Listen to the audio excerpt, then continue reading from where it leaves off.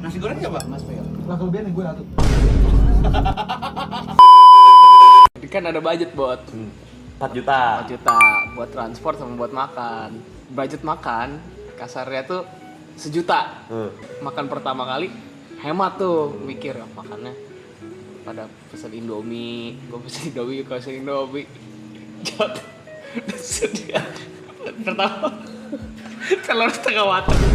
Habis itu pisang bakar, Susu coklat. susu coklat.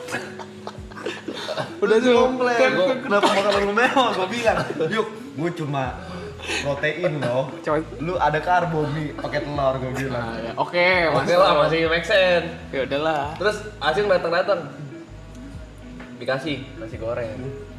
Terus Asin megang 2. Terus kata si Jod, si Asin, ini nasi goreng satu lagi siapa? Hah? Kelebihan ya? Yaudah itu buat gue aja.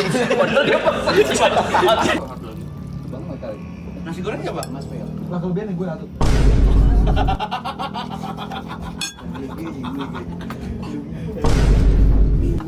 Juga kaget. Ada 2 nasi gorengnya.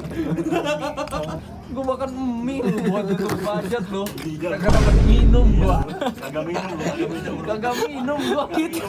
3 course meal anjing. Gua bisa tawarnya sungkan gua. Pisang bakar, nasi goreng. Coklat telur setengah mateng. Iya bener. 3 menu anjing. Gue speechless anjing. Masa bisa 3 course gitu anjing. Pengen